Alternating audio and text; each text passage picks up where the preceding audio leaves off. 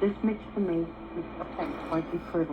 to the Shortwave radio channel, and well, I'm going to answer the question today: is the Yaesu FTdx10 a good shortwave receiver? So for the receive side, we're not going to talk about transmitting anything. We're just going to talk about receiving right now. So I've been listening to shortwave stations. I listen to Radio Romania, Turkey, Voice of Mongolia, WRMI. I've listened to Spain. I listened to Thailand. I've listened to WWV and many frequencies. And so, of course, to one point, you're asking yourself, is this a good receiver for shortwave? And of course, you get to the point where you're asking yourself if that would be a better radio than anything we're sold right now.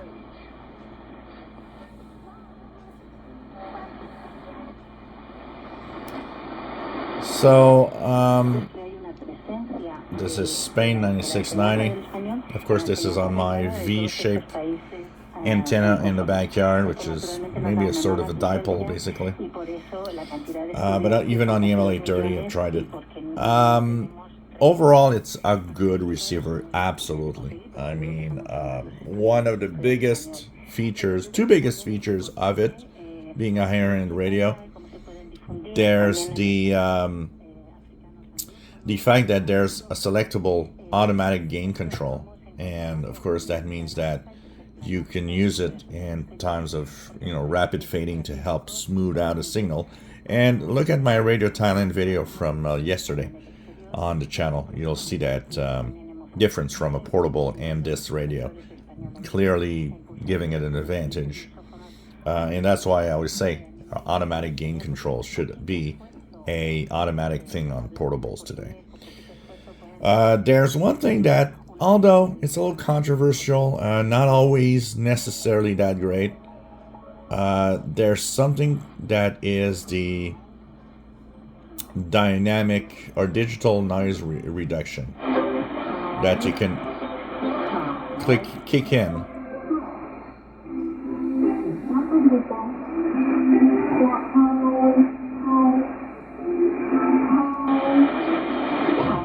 Does help, does remove some noise, we have to admit, although not always good in performance, but surprisingly interesting at times, even on ham signals.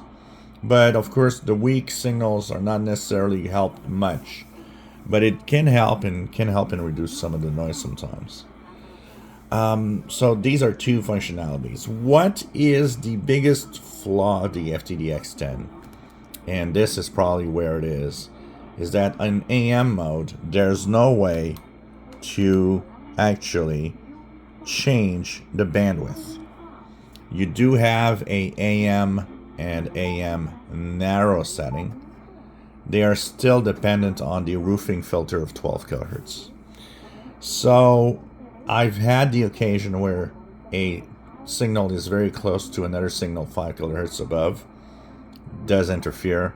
You can't do much to move it away, except maybe move to lower sideband or upper sideband, depending on where the signal is. So this tells me that in the design of this radio, they haven't designed it for a shortwave listener. It's clearly designed for an amateur radio operator use. Because when you're in sideband, let's say put out upper sideband, you'll notice that I do have in the same filtering a stage that is the DSP bandwidth that I can play with. So I can change the width of the filtering on single sideband up to 5,000 kilohertz, default 3,000. And this is the SDR stage, the software defined receiver stage of the receiver that does that. It would have been fun if they would have added that to the AM section. Would have probably passed this radio to a top-notch quality shortwave receiving rig.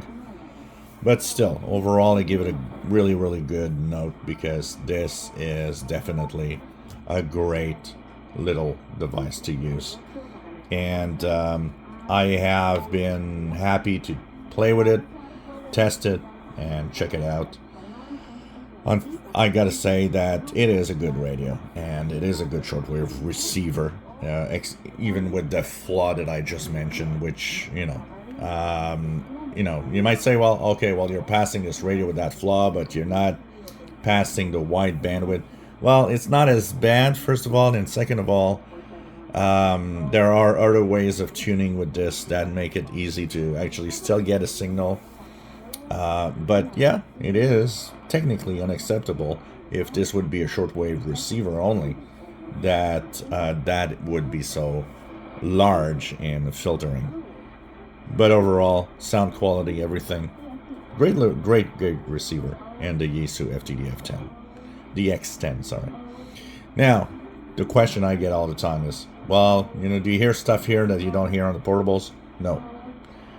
But you will notice, if you look at the Thailand videos from yesterday, there are things here that can be made better, easier to understand, compared to a portable. And that's because mainly of the AGC, maybe sometimes with the digital noise reduction feature. It's a very flexible radio. Of course, because of its price, there's a lot of bells and whistles and features in here. But in sensitivity, you know, we've reached, I say it all the time, we've reached a level where even the cheapest portables today are almost as sensitive as these big rigs. It's the extras that these rigs have that might bring in a signal clear enough. And that's where it all plays. If you enjoy my videos, please subscribe, give us thumbs up. Thank you for watching.